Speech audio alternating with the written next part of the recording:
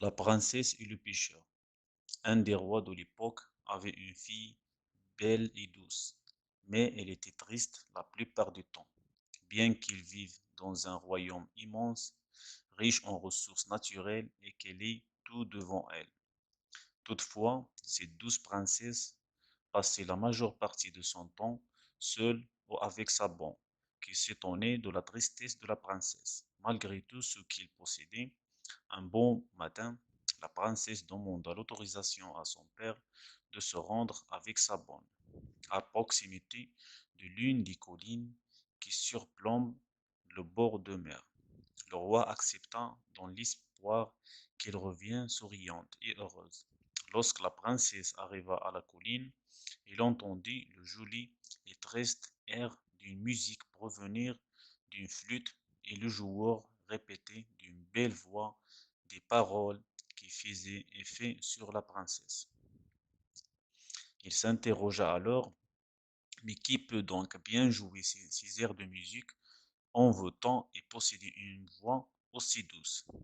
Puis la princesse retourna chez elle avec sa bonne sans avoir vu le joueur à la belle voix. Le lendemain matin, la princesse se rendait au même endroit, entendit le son de la flûte et la voix de son joueur. Elle donnait libre cours à son imagination avec ses airs en votant et passait un bon moment qui remplissait son cœur de joie. Alors qu'il se disait dans le même temps, mais qui peut bien être cette personne qui possède cette voix magnifique et qui joue ses airs en votant? C'est certain, ce ne peut être qu'un prince jeune et beau et qui n'a pas d'égal dans le royaume. Plusieurs jours passèrent et la princesse allait à la colline écouter l'air de la flûte et la voix du joueur. Puis elle retournait chez elle sans le voir. La princesse ne mangeait plus, ne buvait plus, ne dormait plus et ne parlait à personne, car elle pensait énormément au joueur de flûte. Le roi, le roi ressentit un grand désarroi en voyant sa fille dans cet état, ce qui poussa la bonne à raconter au roi l'histoire du joueur de flûte.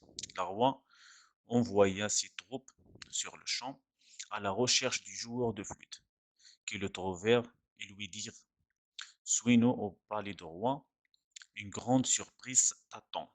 Le joueur de flûte arriva au palais, mais ce fut en réalité une surprise pour le roi et sa fille, la princesse.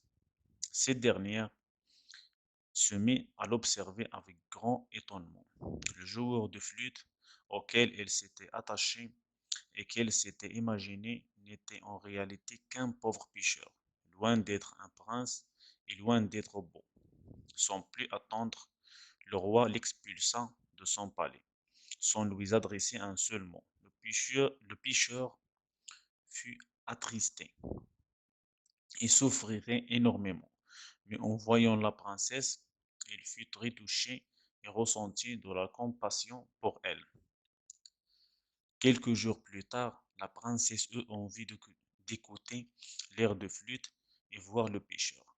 Elle se rendit à nouveau avec sa bonne à la colline, mais elle ne trouva pas le pêcheur et demanda à sa bonne de s'enquérir de la raison de son absence.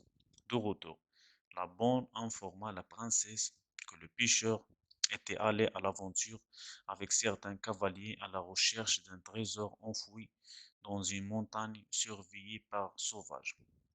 Il est probable que tous les cavaliers soient morts. Sur ce, sur ce entrefait, la princesse dit à sa bonne avec angoisse et peur: qu'a-t-il donc ce pauvre pêcheur à gagner dans ses aventures? Il a peut-être payé de sa vie. La bonne se rendait chaque semaine à l'endroit où se trouvait le pêcheur et s'enquérit des cavaliers, jusqu'à un moment où il sut que les cavaliers avaient été tous tués à l'exception d'un qui échappa à la mort et retourna avec le trésor. Ce dernier acheta, ce dernier acheta un palais semblable à celui du roi et il possédait aussi des sujets et des armées. La princesse pleura longuement en entendant cette nouvelle et dit: C'est sûr, le pêcheur a trouvé la mort avec le reste des cavaliers. Et de nouveau, elle ne mangeait plus, ne buvait plus, et ne dormait plus et ne parlait à personne. Puis, un jour, la princesse sut que le cavalier qui était retourné avec le trésor allait se présenter au roi pour la demander en mariage et que le roi était heureux de sa venue. Lorsque le roi demanda à sa fille de se préparer pour rencontrer le prétendant, elle la trouva plongée dans une grande tristesse. Puis le cavalier vint muni d'un coffre plein de cadeaux précieux. Quand la princesse l'aperçut, il commença à le regarder attentivement, puis sourit et se dit, il ressemble beaucoup au pêcheur, mais est-il raisonnable que ce soit lui? Quelques minutes après, le cavalier dit, il y a plusieurs mois, je suis venu ici et je ne savais pas pourquoi. J'ai été expulsé et je ne savais pas aussi pourquoi. Mais aujourd'hui, j'aurai le grand honneur, si bien sûr mon maître le roi m'accepte comme époux de sa fille.